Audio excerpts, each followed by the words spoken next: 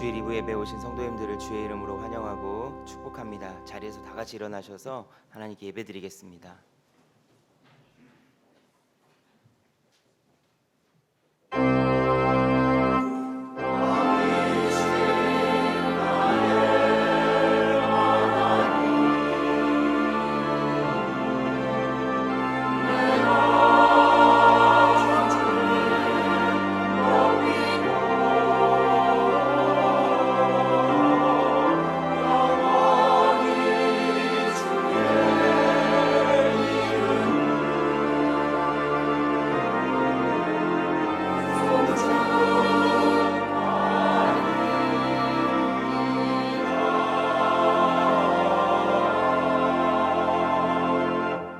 내가 주와 또 선생이 되어 너희 발을 씻었으니 너희도 서로 발을 씻어주는 것이 옳으니라.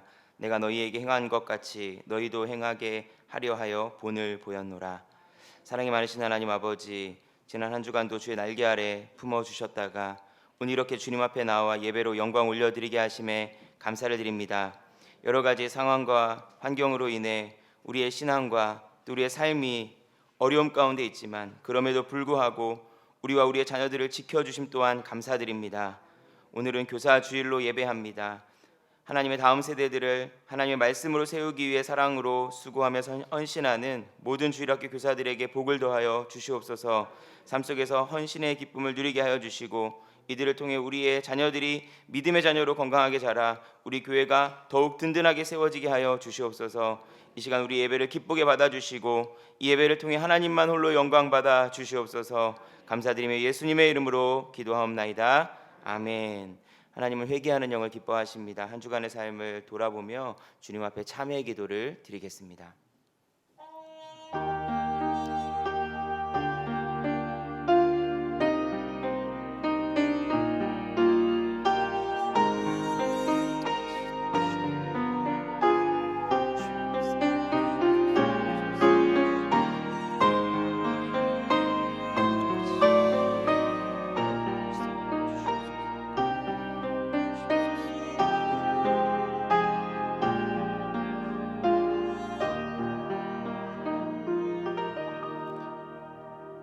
그러므로 이제 그리스도 예수 안에 있는 자에게는 결코 정죄함이 없나니 이는 그리스도 예수 안에 있는 생명의 성령의 법이 죄와 사망의 법에서 너를 해방하였음이라. 아멘. 사도신경으로 우리들의 신앙을 고백하겠습니다. 전능하사 천지를 만드신 하나님 아버지를 내가 믿사오며 그의 외아들 우리 주 예수 그리스도를 믿사오니 이는 성령으로 잉태하사 동정녀 마리아에게 나시고 본디오 빌라도에게 고난을 받으사 십자가에 못 박혀 죽으시고 장사한 지 사흘 만에 죽은 자 가운데서 다시 살아나시며 하늘에 오르사 전능하신 하나님 우편에 앉아 계시다가 저리로서 산자와 죽은 자를 심판하러 오시리라. 성령을 믿사오며 거룩한 공예와 성도가 서로 교통하는 것과 죄를 사하여 주시는 것과 몸이 다시 사는 것과 영원히 사는 것을 믿사옵나이다. 아멘.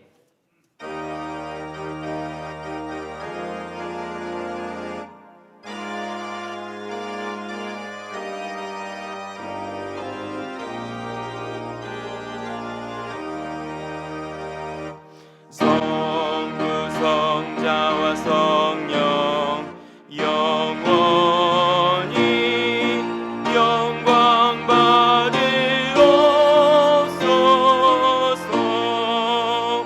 태초로 지금까지 또 길이 영원 무궁 성삼위께 영광. 아멘. 교동문 21번 시편 34편 말씀을 함께 교독하겠습니다. 내가 여호와를 항상 송축하며 내 입술로 항상 주를 찬양하리이다. 공고한 자들이 이를 듣고 나와 함께 여호와를 광대하시다 하며 함께 그의 이름을 높이세. 여호와께 간구하며 내게 응답하시고 내 모든 두려움에서 이 공고한 자가 부르짖음에 여호와께서 들으시고 그의 모든 환난에서 구원하셨도다.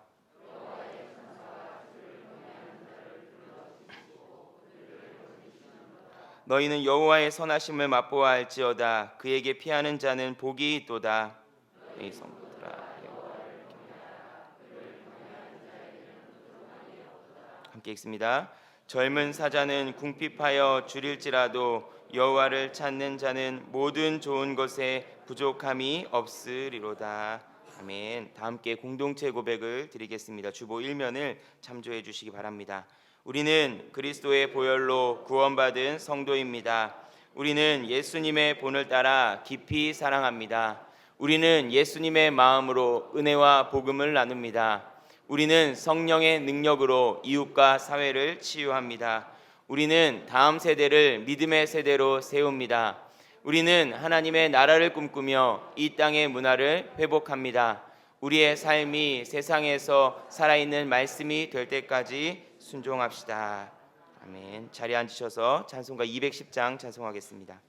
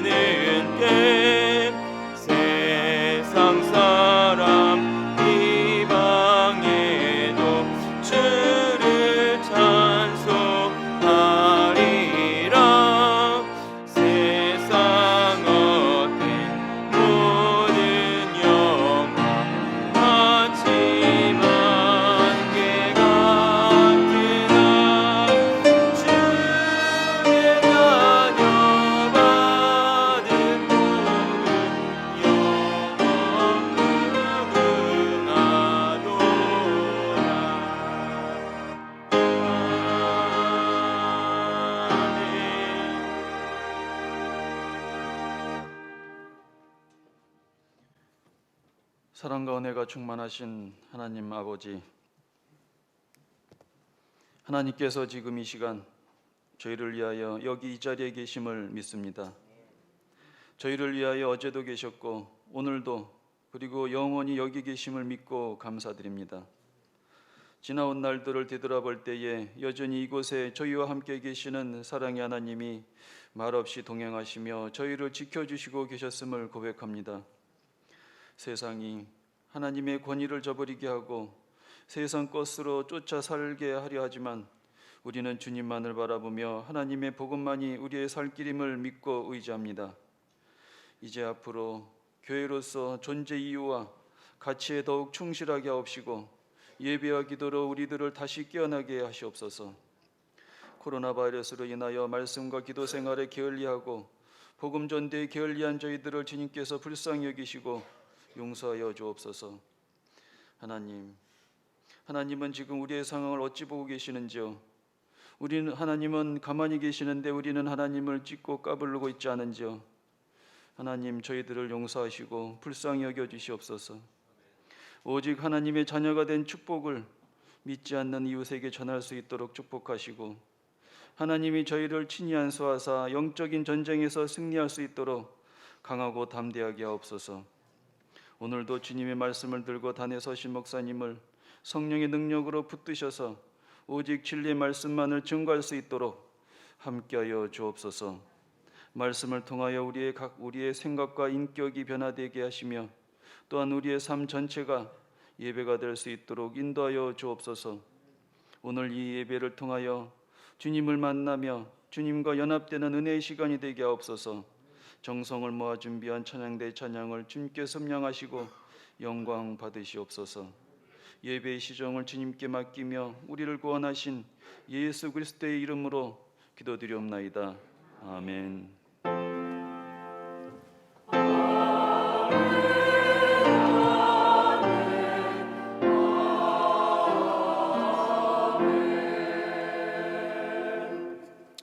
자리에서 일어나셔서 하나님께 드린 예물 봉헌하겠습니다.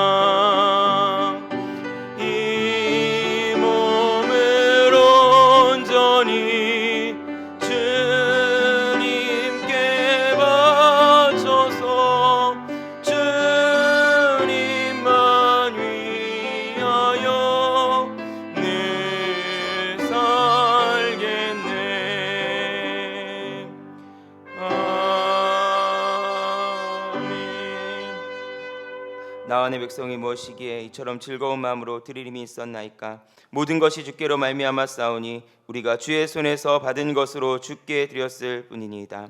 사랑하는 하나님 아버지, 우리를 사랑하여 주셔서 자녀 삼아 주시고 매 순간 우리와 동행하여 주심에 감사드립니다.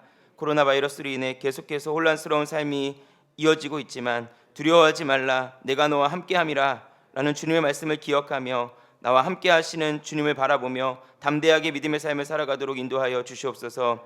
이 시간 매 순간 우리를 붙드시는 주님의 은혜를 기억하고 감사하며 물질로 예배합니다. 11조와 감사, 성교와 구제, 주일헌금으로 드린 이 모든 예물을 기쁘게 받아주시고 하나님께 그 기도의 제목들이 올려지고 하나님의 뜻이 우리 삶 가운데 이루어지는 은혜가 있게 하여 주시옵소서. 드려진 이 예물이 하나님의 선한 사업에 잘 사용되도록 인도하여 주시고 우리 교회를 통해 든든하게 하나님의 일들이 일어나는 역사도 일어나게 하여 주시옵소서. 감사드리며 예수님의 이름으로 기도하옵나이다.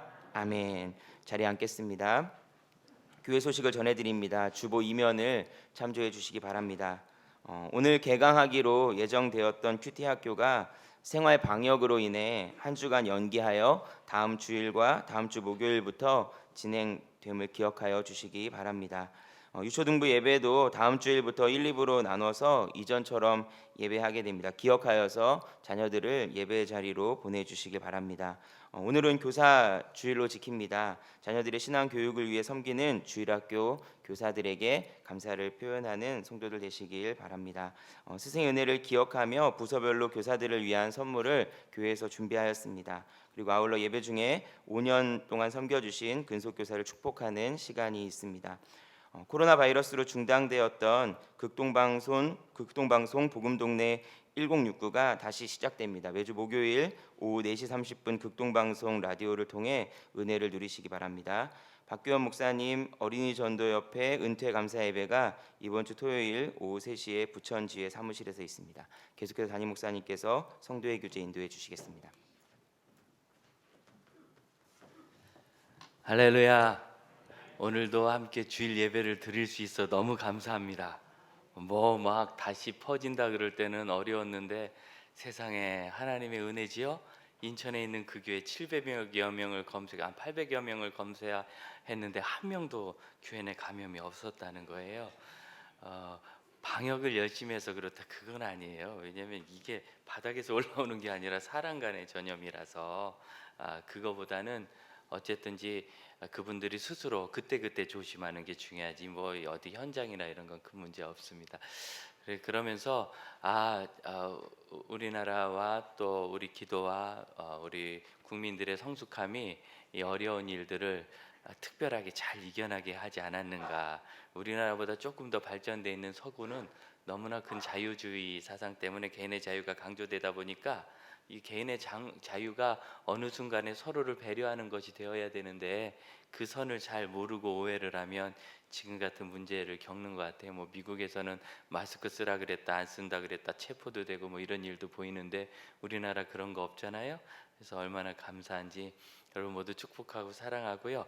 앞으로도 같이 기도하면서 이 어려움을 이깁시다. 그 인천교회 때문에 전국의 교회들이 얼마나 많이 기도했겠어요. 본 적은 없는 교회고 저도 모르는 교회지만 하나님 그것을 보호하옵소서. 그 장로님이 이렇게 애를 썼는데 참 이런 검사를 받는 게 너무 황망하다고 하는데, 검사 받는 것도 상관없고 심지어 우리가 지나가는 곳 차 안에서 예배당이나 공공시설이나 하다못해 편의점 들어갔을 때도 우리는 누구든지 이 균과 연관 있는 사람을 만날 가능성이 있습니다.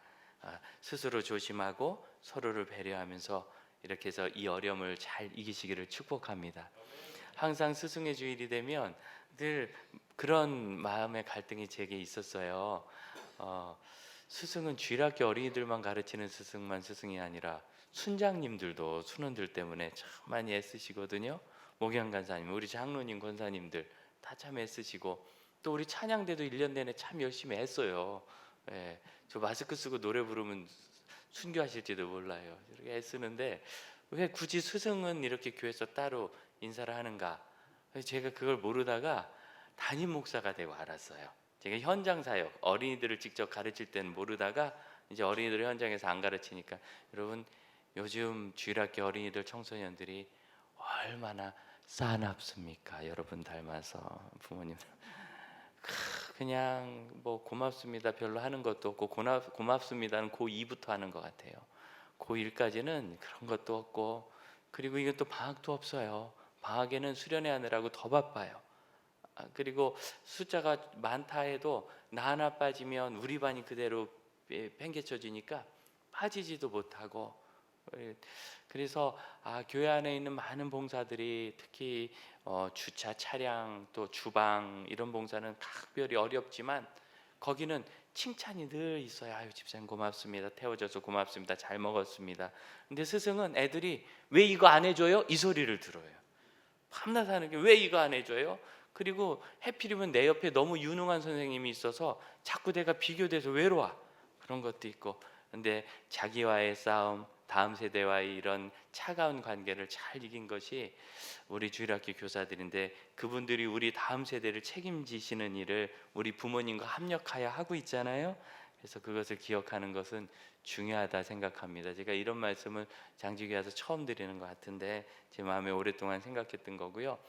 그래서 우리가 앞으로도 주일학교 교사들은 특별히 좀 더 관심을 갖고 따라해 봅시다. 누구도 칭찬하지 않더라. 순장님 오늘 고마웠어요. 오늘 찬양이 좋았습니다. 목사님 설교 잘 들었어요. 근데 주일학교 아이들은 선생님에게 빨리 끝내주세요 이것만 해요. 그래서 참 어려운데 그 일을 잘 이기니 우리가 격려하는 것이 마땅합니다. 이 자리에 있는 선물은 이제 5년 이상 근속. 굳이 또 근속이냐? 왜 그러냐면 제가 목회를 계속 하고 싶어도 갑자기 아프거나 힘들면 못 하잖아요. 우리 찬양대도 똑같아요. 찬양대 계속 하고 싶은데 목이 망가지면 또 못 하지요. 그래서 우리가 열심히 없어서가 아니라 열심히 있더라도 여러 가지 상황이 되고 하나님이 허락해 주지 않으면 그 일을 못 하는데, 이 어려운 일을 5년 동안 쉬지 않고 할 수 있도록 하나님이 그 여건도 보호하시고 본인도 그걸 이겨냈으니까 어려움들을. 그래서 이 근속은 특별한 의미가 있다, 그렇게들 합니다. 그래서 선물 준비되어 있는데 하고, 우리 선생님들에게는 꽃을 하나씩 드립니다. 뭐 비누로 만든 거 준다 그러더니 못 먹는 거네 이거? 예, 못 샀나 봐요 비누로 만든 거. 이거 비누예요? 이거? 아무리 봐도 거짓말하는 것 같은데 설마 그러겠어요. 비누로 된 카네이션 준비했는데 요거는 일일이 못 드리고 각 부서에서 드리도록 하겠습니다. 우리 주일학교 선생님들 다 한번 일어서 보세요. 네, 부장님들하고 교사들 또 나는 보조교사인데요. 도 괜찮습니다. 사실 우리 교회는 보조가 없어요. 네, 지금도 가르치고 그 유튜브에도 계신데 저 뒤에도 있습니까? 예, 다 일어서 줘 보세요. 우리 목사님 이거 좀 갖다 저랑 같이 드리면 좋겠는데 근속하신 분들은 우리 한번 크게 한번 박수하십시다. 한번 박수하시고 하나님의 은혜가 함께하시기를 기원합시다. 우리 다 같이 또한 일어나서 전후좌우 돌아보면서 서로 축복하고 당신도 교사입니다. 그렇게 축복하십시다.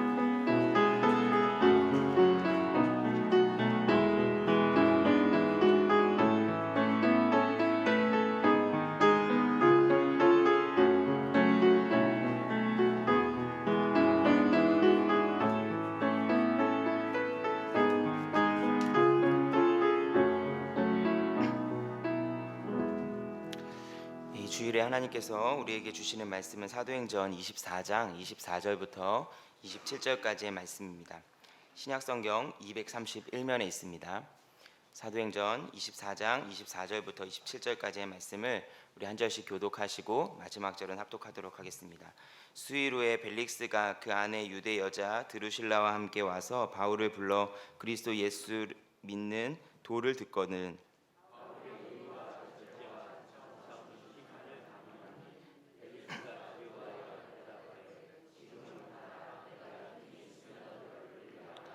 동시에 또 바울에게서 돈을 받을까 바라는 고로 더 자주 불러 같이 이야기하더라. 이태가 지난 후 보르기오 베스도가 벨릭스의 소임을 이어받으니 벨릭스가 유대인의 마음을 얻고자 하여 바울을 구류하여 두니라. 아멘. 시온 성가대 찬양 후에 담임 목사님께서 의와 절제와 심판에 대하여라는 말씀으로 은혜 나누겠습니다.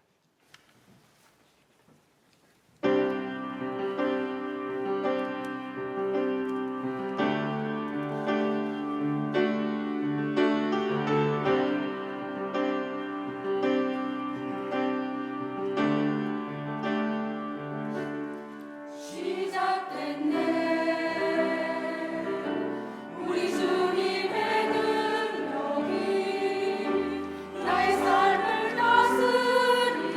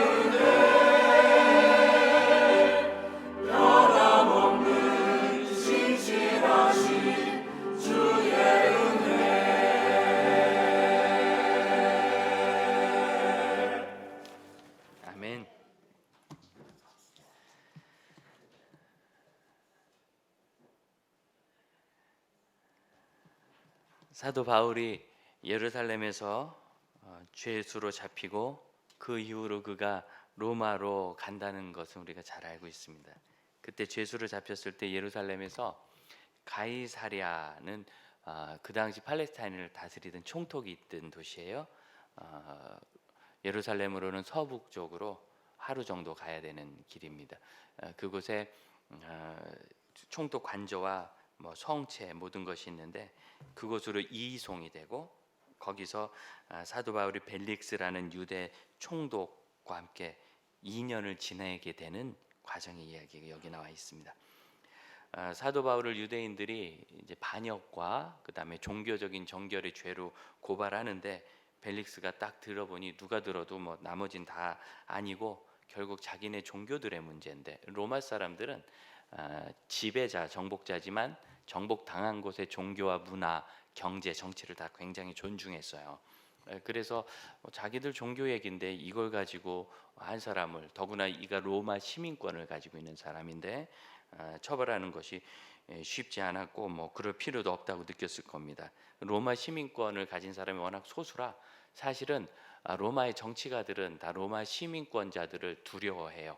어떻게 정치적으로 연결이 되는지 우리도 뭐 한 달이 건너면 다 안다고 그러잖아요. 그런 것이 있어서 아마 조심스러운 면도 있었고 또 로마 시민권을 가지고 있는 사람 중에서 본래부터 로마 사람이 아니었던 바울처럼 유대인인 사람이 로마 시민권을 가지고 있을 때는 그의 집안이 대단하고 상당한 부도 있었을 가능성이 아주 높습니다. 그래서 그런 이야기들이 여기 다 나와서 25절을 6절을 보니까 바울에게서 돈을 좀 받을까 이제 일종의 뇌물이라고 보이지만 이 당시에는 이런 것들이 굉장히 관례적으로 통용돼 있었어요. 그래서 그런 생각도 좀 있고 또 바울이 하는 이야기가 이 사람들에게 이 벨릭스와 드루실라라는 이 총독의 부부에게는 굉장히 마음에 충격적이고 많이 남았던 것 같아요. 그래서 25절 보니까 바울이 의와 절제와 장차오는 심판을 강론 설교했더니 벨릭스가 두려워하였다 이렇게 적고 있어요. 굉장히 두려워하고 떤다는 그런 단어거든요. 그러면서 틈이 있으면 너를 부르리라. 얼마나 길게 27절 보니까 이태 2년 동안 그랬다는 거예요. 2년 동안 바울을 거기 두고 계속 대화를 종종 했죠. 뭐 어떤 재판이나 신문의 절차가 있지는 않았던 것 같습니다. 성경의 기록에 의하면 그냥 바울이 가이사랴라는 유대의 정치적 수도, 로마의 총독부가 있는 정치적 수도 그 도시에 상당히 감시는 받았지만 안전하게 그렇게 활동을 하면서 살았던 것으로 보입니다. 그때 이 바울이 설교한 주제가 뭐냐면 의, 절제, 장차 오는 심판이라고 이야기하고 있어요. 그럼 복음 그리고 믿음 이건 뭐냐면요 의와 절제와 장차 오는 심판에 대한 겁니다. 성경에 예수님의 설교 또 바울도 이 뒤에 보면 복음의 변증이나 설교가 많이 나와요. 그래서 그 내용 이런 말을 했다라는 것이 기록이 돼 있는데 그 주제가 무엇인지를 딱 정리해서 보여주는 그런 표현은 거의 뭐 여기가 유일한 것 같아요. 그 설교의 주제는 뭐라고 얘기했느냐 이런 이야기를 했습니다. 그래서 결론이 뭔데 주제는 의와 절제와 심판에 대한 것입니다. 그럼 기독교 신앙은 뭐냐면 의와 절제와 심판에 대한 것이 기독교 신앙입니다. 의라는 것은 우리가 추구해야 될 것이죠. 사람은 모두 하나님의 형상을 따라 지음받았지만 스스로의 욕망으로 인하여 죄를 짓고 의로부터 멀어진 자가 되었습니다. 그가 예수를 믿으면 예수의 의가 그에게 전가되어 의인이라 칭함을 받고 의인의 신분을 회복합니다. 하지만 그 삶은 아직 그렇게 회복된 삶에 완전히 나가지 않기 때문에 흔히 하는 얘기대로 성도와 목사와 중직자 중에도 그리스도인답지 못한 사람이 있어요. 그러나 100% 그리스도인답지 못한 건 아닙니다. 그리스도인으로의 삶이 상당히 시작됐지만 완성되지 않은 과정에 있기 때문에 우리는 의롭게 되었으면서 의를 추구하는 사람입니다. 이것이 의미입니다. 또한 절제가 있습니다. 이 절제라는 단어가 참 놀라운 것은 구약에는 절제라는 단어가 전혀 나오지 않아요. 신약에 나와요. 무슨 소리냐면 이 신약이란 게 뭡니까? 예수께서 오셔서 세상 사람들을 다 구원하셔서 하나님의 자녀가 될 길을 열어두었죠. 그렇게 열어두신 다음에 그렇게 자녀가 된 사람이 어떤 삶을 살아야 되는가를 사도행전과 로마서 이하 바울의 서신과 그 다음에 요한의 서신과 야고보서의 글과 그리고 요한계시록을 통하여 그 삶을 계속 보여주는 거예요. 그래서 이 절제라는 것은 예수를 믿은 이후의 그리스도인들에게 반드시 필요한 삶이다. 구약에는 율법을 지켜 그들이 살아야 합니다. 그러니 절제라는 단어가 필요 없어요. 율법은 절제를 말하고 있거든요. 그런데 신약은 예수의 복음으로 인한 자유를 얘기해요. 우리가 다 자유가 있다는 거죠. 그러다 보니까 이 지금 서구 유럽 사회가 이 코로나에 대응 못한 가장 큰 이유가 뭐예요? 개인의 자유가 있는데 왜 마스크 하라고 그러냐? 왜 못 가게 하느냐? 왜 통행을 막느냐? 이러면서 정부와 부딪히고 그 개인의 자유가 너무 강조되면서 절제의 선을 넘어간 거예요. 그건. 그래서 저는 이번 이 코로나19 사태를 통하여 개인의 자유와 그리고 다른 사람을 위한 절제의 선을 그어주는 그 한계에 우리 대한민국이 있다는 것을 발견했어요. 여러분, 지금 대한민국의 이 방역이 왜 세계적으로 주목을 받습니까? 자유를 포기하지 않고 억지로 국가가 차단하지 않고 뭐 봉쇄 얘기 나왔지만 우리 대구 봉쇄한 적 없어요. 가야 되는 사람은 갔고요. 거기서 나와야 되는 사람은 나왔어요. 하지만 개인이 극도로 절제해서 사실 그 시기에 일부러 간 사람 없고, 심지어 대구 지역에서 상이 났더라도, 여러분 목회자들은 상이 났다 그러면 공예배 외에는 모든 것을 정리하고 거길 가지만 대구 지역이면 오지 말라고 막아주시고 오히려 상가에서 본인들도 절제하고 그렇죠. 하지만 정부가 여러분 대구를 셧다운한 적이 없습니다. 거기를 봉쇄한 적이 없어요. 이렇게 자유를 주었지만 스스로 절제할 줄 아는 나라가 되었기 때문에 지금 여러분 이 두 번째 확산이 되는가 싶더니 갑자기 어제부터 가라앉아서 제가 오늘 여러분과 예배를 얼마나 평안한 마음으로 드리는지 모릅니다. 참 너무 감사합니다. 이게 절제인 거예요. 그런데 서구 유럽은 어떻습니까? 무슨 마스크냐고 지금도 그런 이야기를 하는 사람들이 있고요. 이번에도 보면 두 번째 전염의 위기 속에서 마스크를 한 것은 다 안전했잖아요. 마스크를 하고서 전염된 케이스가 거의 없는 거예요. 이만큼 참 이게 제한 아닙니까? 숨쉬기도 어렵고 말하기도 어렵고 서로 얼굴 보기도 어렵고, 그리고 저는 목회하기 어려워요. 눈밖에 안 보여서 누군지 구분이 안 돼요. 그래가지고 지난번 아니 언니 누나 키가 이렇게 작아졌네 그랬더니 여자친구라고. 누나와 여자친구를 제가 못 알아봤어요. 둘 다 여러 번 봤는데도 이런 제한이 있지만 이걸 우리가 지금 참고 있지 않습니까? 여러분, 절제함이 없어서 개인의 자유를 과도하게 해석하다 보니까 이것이 윤리적으로 사회 건강성 속에서 옳은지 그른지 보지 않고 막 나가고 있는 거죠. 그리고 그렇게 나가는 곳으로 우리가 지난 2주간 저 이태원에 참 말로 형용할 수 없는 민망한 그 클럽들을 보게 되었지 않습니까? 말은 들었어요. 그런 사람들이 있다고, 거의 그렇게 간다고, 그 젊은이들이 그걸 찾는다고. 근데 뭐 우리 교회 청년들이야 그저 도서관하고 직장하고 가정하고 예수님밖에 없으니까 제가 몰랐는데 그 크로스쿠에 있다는 거예요. 참 깜짝 놀랐어요. 그러면서 양승원 목사님께서, 파이디온 대표하셨던 양승원 목사님께서 이 일이 너무 괴롭고 힘들지만 이 일을 통하여 이단과 참 종교가, 기독교가 예수 말은 해도 어떻게 다른지 드러났고, 이 일을 통하여 우리의 젊은이들이 이렇게 큰 위기라는 것을 부모와 어른 세대들과 심지어 젊은이들과 청소년들까지 각성을 하게 된 거예요. 야, 이거 지금 보통 일이 아니구나, 이대로 그냥 좋게 넘어가서 될 일이 아니구나 생각했다는 거죠. 제가 목회를 시작할 때만 해도 그런 문제들이요 앞으로 다가올 미래긴 하지만 상당히 좀 먼 미래 같았어요. 지금 눈앞에 와 있지 않은 거죠. 먼 미래 같았어요.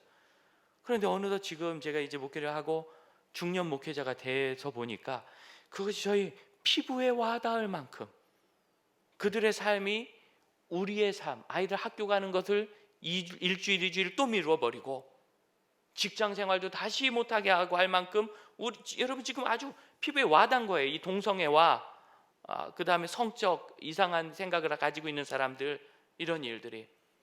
왜 이게요?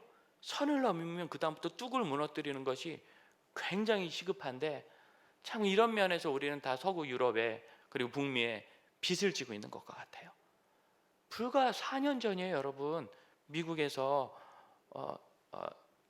이렇게 14년 전이에요. 동성 결혼 이런 것들이 이제 4년 전에 오케이 되고, 그러고 났더니요 순식간에 밀고 들어와가지고 이제는 그것을 막을 최소한의 또는 반대할 최소한의 권리조차 보장되지 않는 일들이.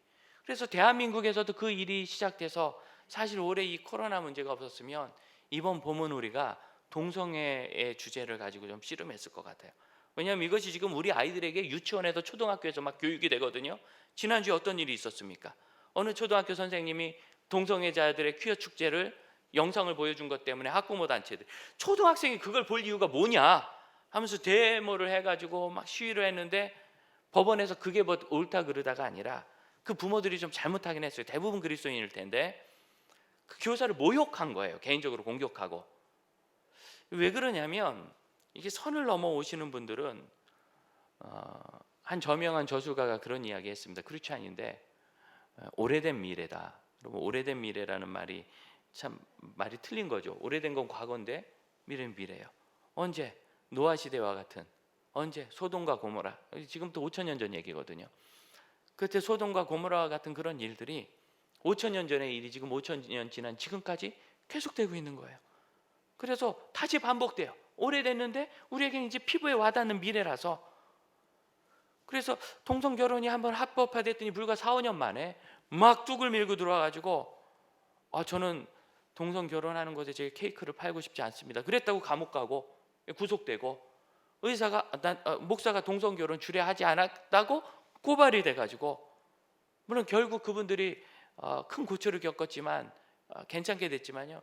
여러분, 이 고발당하면은요, 고발한 사람 하고 가버리면 돼요. 그 다음부터 혼자 2년, 3년, 4년 이런 사건은 또 오래 걸리거든요. 그걸 대법원까지 3심을 그 돈을 어마어마하게 쓰면서, 또 변호사비 얼마나 비쌉니까? 그 다 감당해야 되는 거예요. 그런 고통을 겪고 쉽게 얘기도 못하는 상황이 된 거예요. 그러다 보니까 이렇게 공격당할 때 그 유명한 저술가가 뭐라고 얘기했느냐면, 그분들은 이제는 서로 싸움을 끝내고 그럼 서로 존중하면서 평화롭게 삽시다 할 생각 자체가 없다고, 무섭게 공격에 들어와서 완전히 그 성경적인 가치관을 가진 진영을 무너뜨리고, 이제는 우리 아이에게 동성애 교육을 하지 마세요라는 말, 양성평등 교육, 그 말은 좋아요. 양성평등 교육이지만 동성애 허용 교육이죠. 이런 또 성전환 교육, 성전환 허용 교육 이거 하지 말아주세요라는 부모가 고소당하는 그런 시기가 불과 4년 만에 미국에서 지금 열린 거예요. 이것 때문에 지금 기독교회가 깜짝 놀래가지고 지금 우리 유치원 교재로요, 유럽의 책들이 번역됐는데, 그림책, 그게 막 번역되어서 좋은 출판사에서 출판되니까 여러분 아무 문제 없는 건 줄 알지만 기겁할 그림과 사진들, 설명이 거기 다 나와 있습니다. 이런 걸 우리 아이들이 지금 보는 거예요. 그래서 이건 안 되겠다. 지금 조금이라도 빨리 우리가 이 일을 뭐 거기에 몰입할 건 아니지만 정기적으로 이단에 관한 교육하듯이 해야 되겠다 해서 사실 준비를 했었는데, 코로나 때문에 일단 뒤로 미뤘거든요. 근데 그 사이에 이 클럽 문제가 딱 생기면서, 이게 뭡니까? 내가 더 해도 되고 가고 싶고, 별거 아닌 뉴스의 인터뷰 한 꼭지였지만 저는 그 청년들이 한 얘기가 귀에 쟁쟁해요. 뭐라고 얘기하느냐면, 아니 지난주에 클럽에서 그 난리가 터졌는데 지금 또 이 강남 술집 앞에 줄 서 있습니까? 그랬더니 내가 정말 긴 시간 동안 집에만 있었는데 나 이런 데 와야 되는데 그럼 나는 언제 오냐, 여기 와야 된다고, 와야 된다라고 한 이야기가 제 귀에 쟁쟁해요. 가고 싶다도 아니고 답답해서도 아니고 그런 말들도 했지만 여기도 좀 와야 되는데 누가 거기를 가야 된다고 가르쳤을까요? 거기 가야 되는 곳인가요? 갈 수도 있고 갈 자유도 있는 거 맞습니다. 하지만 가야 되는 건 아니죠. 우리 아이들이, 우리 자녀들이 그런 압력을 이미 받고 있어서, 그래서 어제는 조금 전에 우리 청년 담당 목사님한테 들었더니 죄다 건국대학 앞으로 갔대요. 그쪽에 있는 유흥가 쪽으로. 강남이 막히니까 가야 된다고 생각하는 거예요. 여러분, 절제는 자제하는 겁니다. 내가 갈 수도 있고 그런 생각이 들기도 하고 유혹도 받지만 할 수 있지만 하지 않는 거, 절제가 못하는 거라고 생각하는데 여러분 그러지 않아요. 해야 될 일이에요. 그걸 해요. 그건 절제가 아닙니다. 하지 말아야 되거나 하지 않는 것이 좋은 일, 이것을 하지 않는 것이 절제입니다. 그래서 여러분, 절제는 못하는 게 아니라 안 하는 것이고, 그것을 안 해서 의를 추구할 수 있게 되는 거예요. 여러분, 사람은 힘이 다 한계가 있어요. 누가 하루 24시간 말고 26시간을 삽니까? 다 24시간이에요. 아무리 기도해도 24시간이고 아무리 착한 마음을 먹어도 24시간입니다. 그래서 뭐라고 해요? 잠자는 시간 좀 줄이고 노는 시간 좀 줄이고, 좀 빨리빨리 움직여서 시간을 아껴서 무엇을 더 하는 거지, 시간을 늘려서 26시간으로 늘려서 내가 2시간 더 썼다는 사람 없잖아요. 절제입니다. 모든 사람은 절제하지 않으면 의를 추구하는데 한계가 있어요. 그래서 의의 추구와 절제는 함께 갑니다. 문제는 뭐냐면, 오랫동안 이 기독교가 이런 절제를 어떤 고리타분한 뭐라고 하죠? 어떤 금욕주의로 봤어요. 근데 여러분, 그렇지 않습니다. 사람은 본래 뭔가를 추구하는 본성을 가지고 있어요. 그 성경에 참 아름다운 인생서 중에 하나가 전도서인데, 전도서는 뭐라고 이야기하느냐면, 하나님이 모든 것을 지으시되 때를 따라 아름답게 하셨고 또 사람들에게 영혼을 사모하는 마음을 주셨다. 때를 따라 아름답게 하셨으니 얼마나 좋습니까? 그래서 그 아름다움을 누리도록 하나님이 하신 거예요. 근데 누리다 보니까 한계가 나에게 주어지지 않아요. 무슨 소리냐면 만족함이 없어요. 전도서의 주제거든요. 보아도 먹어도 놀아도 만족함이 없더라. 왜? 영혼을 사랑하는 마음도 주셨거든요. 영혼을 사랑하는. 영혼이라는 것은 우리가 누린 이 아름다운 세상, 하나님이 아름답게 하신 것에서 끝나지 않고 이 다음에 있는 더 좋은 것을 말해요.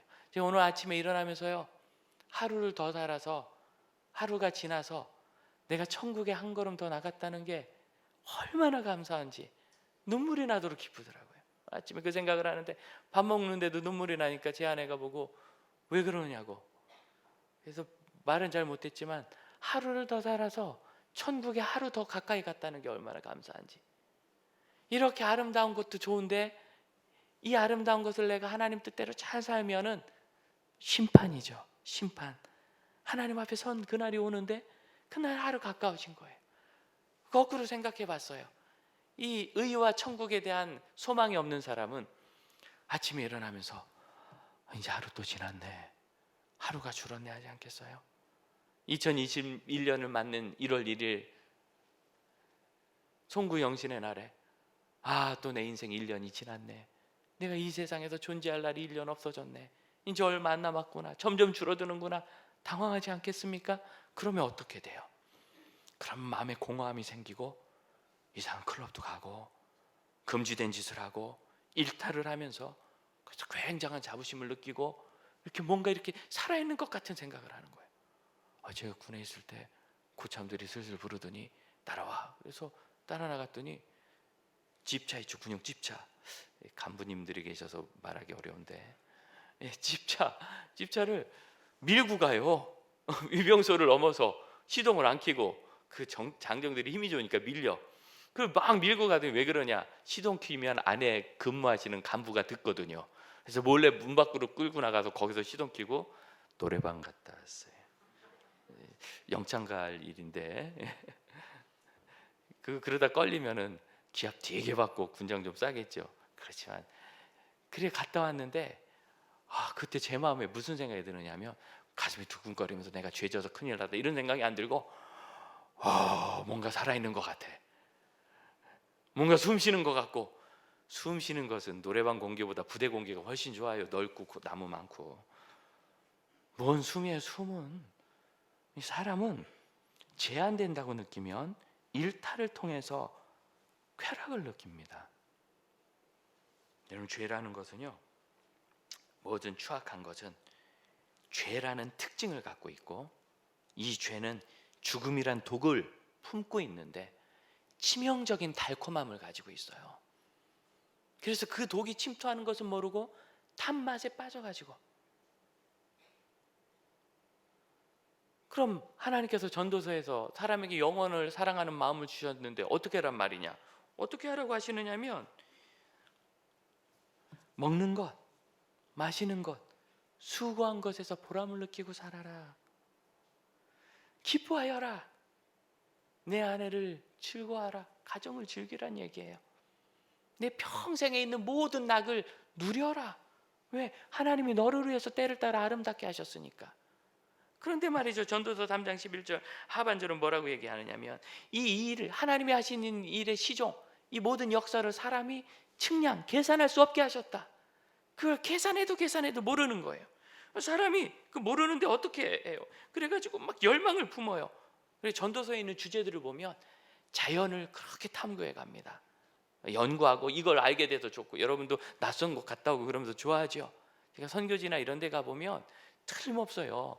주로 유럽 사람인데 배낭 하나 메고 참 옷도 대충 입고, 그리고 거기를 들어보면 계속 지금 몇 달째 여행하는 중인 사람들, 선교지가 다 오지니까 그런 분들을 만나요. 별데를 다 갔다 왔다 하고 막 옷도 얼마나 이상하게 입었는지, 예, 우리 선교팀들은 다 겁을 먹고 도망가요. 그런데 보면은 되게 순진하고 열정적인 사람들이에요. 그래서 세계를 다 다녀. 부럽습니까? 제가 결론을 말씀해 드릴게요. 가보면 그냥 끝이에요. 거기 가봤다. 그 TV에 나오는 것, 남들 안 가본 것, 그 심지어 TV에도 안 나오는 곳 내가 가봤다, 만나봤다, 알았다. 그곳은 그렇게 살더라. 그게 끝이에요. 아무것도 없어요. 그럼 그렇게 해서 계속 다니면 어떻게 될까요? 어느 날 집에 가고 싶어지죠. 공허합니다. 마찬가지입니다. 지혜를 찾아봅니다. 학문을 막 연구합니다.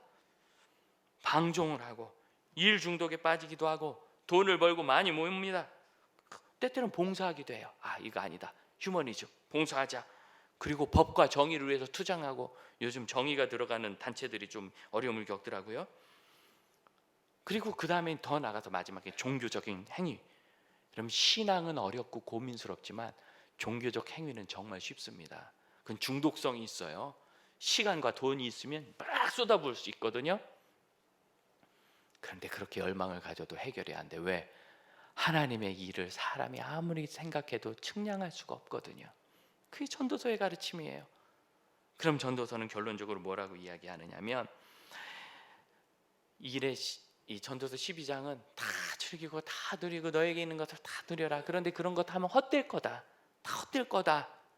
이 모든 일을 사랑하는 아들아, 내가 들었으니까 너는 결론적으로 영혼을 사모하는 마음을 주셨으니 하나님을 경외하고 그의 명령들을 지킬지니라. 이것이 사람의 본분이라.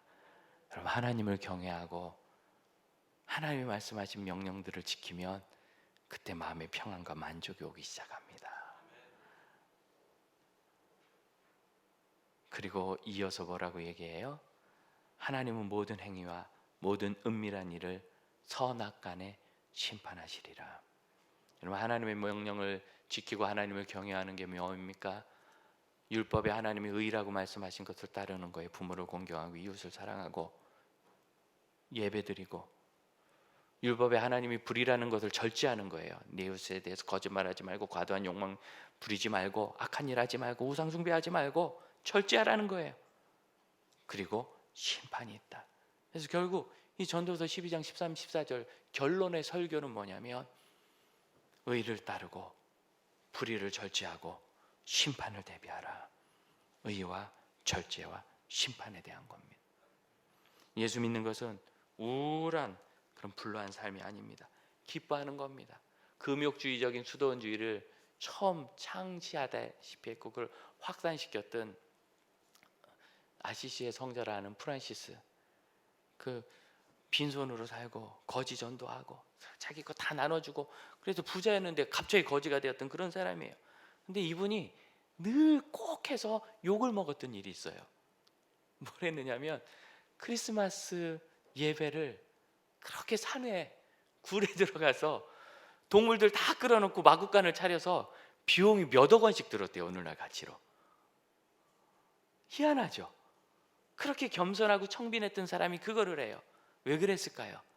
가난한 사람을 돕고 이웃과 나누고 절제하면서 살지만 하나님이 주신 아름다운 세상 속에서 하나님 주신 은혜의 축복의 길, 성탄의 기쁨을 우리가 나누는 일은 낭비가 아니다.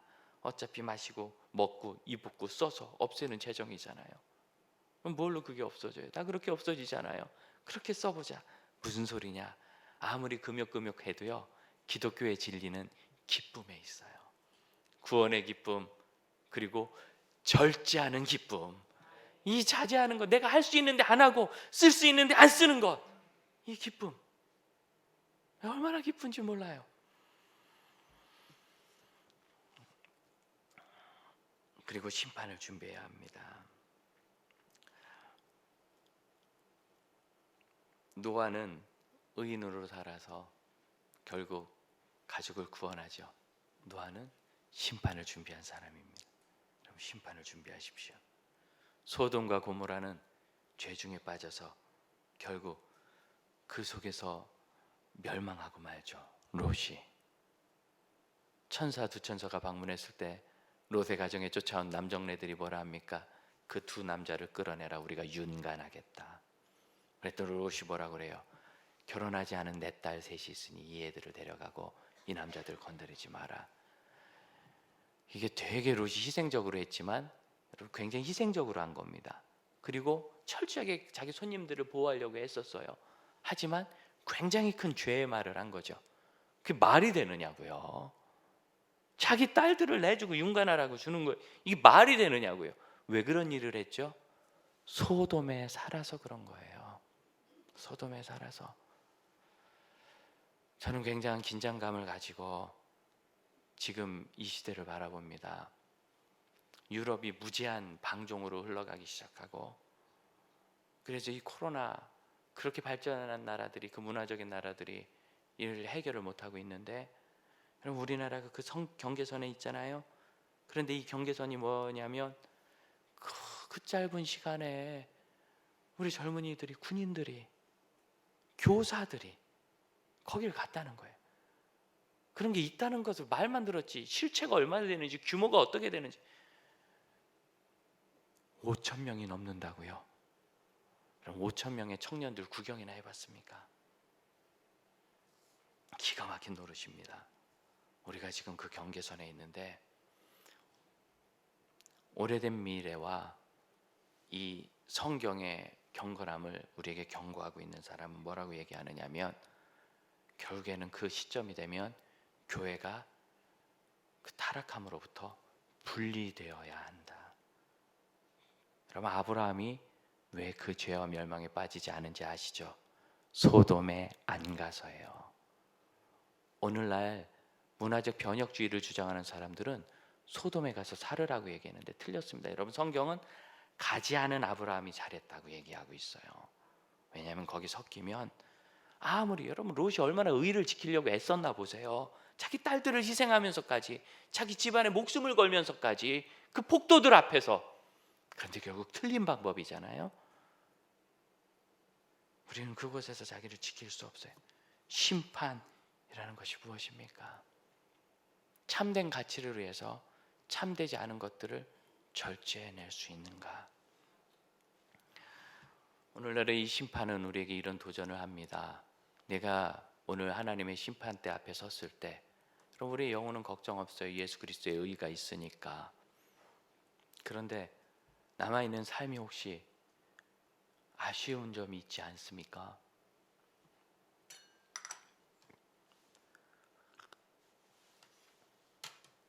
2011년 뉴욕의 무역센터 건물이 무너질 때, 테러를 당해 무너질 때, 그 속에 갇혔던 사람이 옴짝달싹 못하고 가족들에게 전화를 걸어서, 아무래도 나 죽을 것 같아, 최선을 다해서 나가보겠지만 내가 사랑했다는 것을 기억해줘, 문자를 보내고.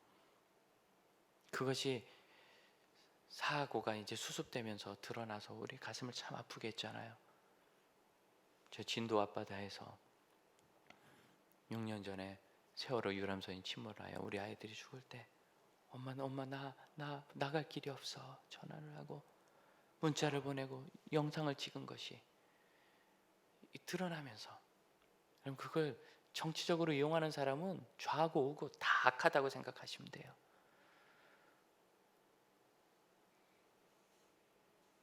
그 마음이 여러분, 그 휴대전화 영상이 올라왔을 때 그걸 보는 부모의 마음이 어떨지 여러분 생각이 드십니까? 우리가 그 다음에 일주기가 되었을 때 그 부모님 두 분을 초청해서 우리가 고난절 여기서 집회를 할 때 간증과 그들의 얘기를 좀 들었어요. 이유는 하나예요. 들어줘서 위로하고 싶어서. 좌고 우고 정치적으로 해석하는 모든 사람들을 여러분 멀리하세요. 그러면서 그것들이 이후에 드러나면서 우리 굉장히 힘들게 했잖아요. 근데 여러분, 지금 이 코로나는요, 마치 실시간 중계하듯이 그런 죽음을 우리 앞에 펴서 보여주고 있어요. 오늘이라도 제가 갑자기 이 병에 감염돼서 격리되겠죠? 만일 그런데 제가 이 병을 이기지 못하고 20일이나 40일이나 60일 후에 죽는다면, 저는 제가 격리되는 그 순간부터 우리 아이들을 안아주지도 만져주지도 못하고 아내의 손을 잡아보지도 못하고 그대로 죽는 거예요. 격리니까. 그런 죽음이 지금 이 시간에도 전 세계 곳곳에서 계속 진행되고 있어요. 그럼 그 앞에서 후회될 만한 것이 없겠습니까? 한 여성은 제3세계에 태어나서 나라가 내전에 빠져가지고 난민이 되어 그가 어떤 일을 했는지 좌우지간 미국의 난민 지위를 인정받고 왔어요. 대단한 거예요, 그건. 그리고 그가 가난한 인생을 살았지만 굽히지 않고 최선을 다해서 가정을 일구고 자녀도 낳고, 그리고 나이가 꽤 들어서 간호사가 됐어요. 간호사가 돼서 기뻐하고 몇 달이 안 돼서 코로나가 터지고 환자를 간호하다가 감염이 되었습니다. 그 시로부터 격려가 되어서 아직 어린 아이들을 남편을 잡아보지 못하고 결국 죽었어요. 그가 마지막 죽어갈 때 의료진들의 만류를 뿌리치고 남편이 뛰어들었습니다. 그리고 마지막 한 한마디 말, 여보, 아이들 걱정하지 마, 내가 잘 키울게. 그래서 그 간호사가 눈물을 흘리고 죽었어요. 여러분, 우리에게 심판이라는 것이 오잖아요. 이 심판은 의롭다 하는 것이 드러나는 의의 심판이 있고 악이 드러나는 악의 심판이 있습니다. 그래서 선악간에 심판한다고 말씀하시는 거예요. 그런데 26절, 바울에게 돈을 받을까? 27절, 유대인의 마음을 얻어보려고 그는 여전히 이 세상 속에 섞여가 살면서 그 가치로부터 벗어나지를 못하고 있습니다. 그래서 결국 그는 심판을 준비하는 일에 실패하고 말아요.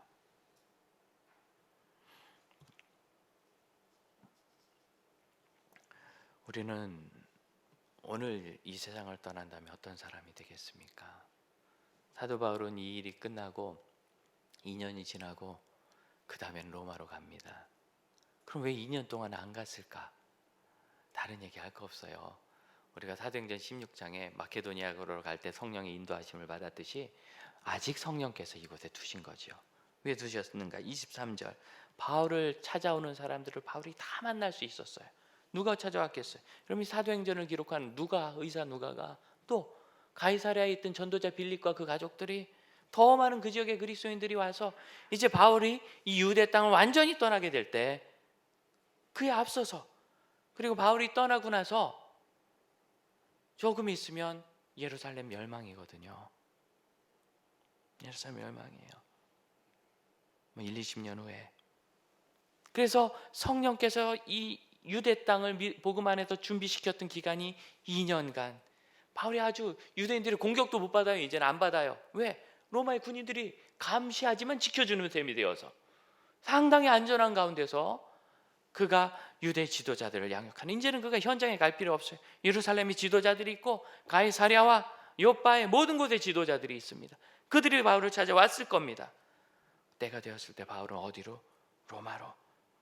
아직 그에게는 심판의 날이 오지 않았지만 심판을 향해 점점점 나가고 있는 거죠. 사랑하는 형제자매 여러분, 저는 여러분이 하나님의 심판대 앞에 서는 날이 훨씬 더 많이 남아있기를 바랍니다. 그러나 많이 남아있다고 해서 나태하지 않기를 바랍니다. 중국에 바이러스가 있었다고? 아유, 위계에서 그래. 한국에? 아이고, 그 중국 밑에서 붙어서 그래. 이태리에? 아이고, 이태리 사람들이 그렇게 그냥, 이태리에서 그렇게 많은 사람이 죽어나가도록 유럽은 준비하지 않았어요. 한 문화권인데. 심판이? 아유, 아직 나는 아니야. 나는 아니야. 물론 나는 아니에요. 그러나 여러분, 우리는 심판을 향해서 가야 돼요. 그곳을 향해 가야 돼요. 그것이 준비되는 것이 우리 인생입니다. 믿음으로 노아는 아직 보지 못한 일에 경고하심을 받아 방주를 예비하였을 때 그로 말미암아 세상을 정죄하고 믿음을 따르는 의의 후손이 되었습니다. 함께 기도합시다.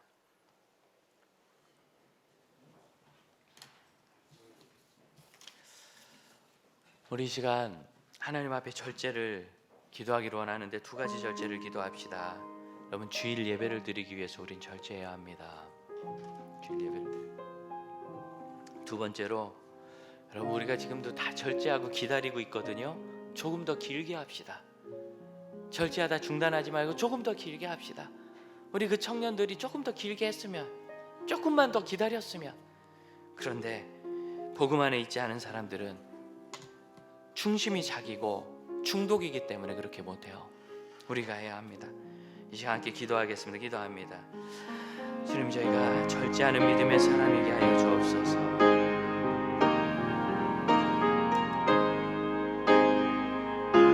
예수께서 하신 그 의와 진리의 절제의 길을 따라갈 수 있게 하여 주옵소서. 믿음의 길을 따를 수 있게 하여 주옵소서. 잘 자제할 수 있게 하여 주옵소서. 하나님께서 하시는 쉼판을, 하나님께서 하신 새로운 삶을 준비케 하여 주시옵소서. 오직 주를 기쁘시게 하는 믿음의 사람이게 하여 주시며 하나님의 일을 그 안에서 만나게 하여 주옵소서. 예수 그리스도 그 아름다운 길을 걸게 하시며 믿음의 선한 열매를 맺게 하여 주옵소서. 인자를 받아 주님자를 받아 주옵소서. 주님, 저희는 연약합니다. 주 앞에 고백합니다. 의를 지켜낼 힘도 없습니다. 그저 예수 그리스도 닮아가고 따라갈 뿐이오니 주의 능력을 저에게 부으시고 주님을 따라 기쁜 것을 누리기 위하여 악한 것을 절제하게 하시며 하나님의 나라를 지금 이 시간 준비하며 우리가 이 절제로 교회를 지키고 예배를 지키고 복음을 지켜내게 하여 주시고 다음 세대를 세우게 하여 주옵소서. 예수님의 이름으로 기도하옵나이다. 아멘. 자리에서 일어나 342장을 찬양합시다.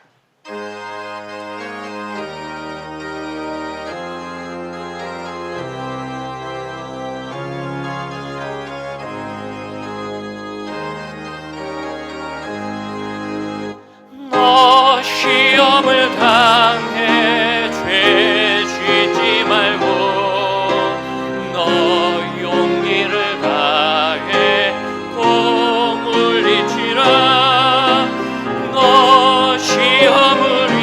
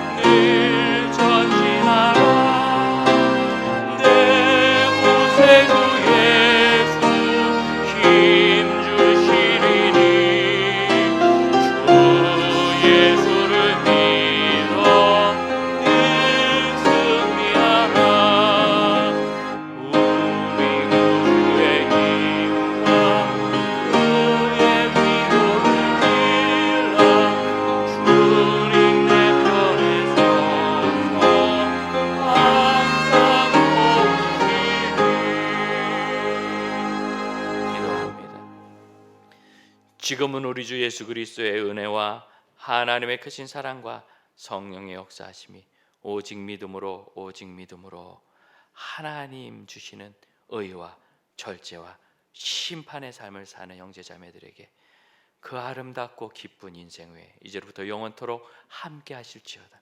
아멘. 주님 감사합니다. 주님의 능력 힘있게 하여 주옵소서.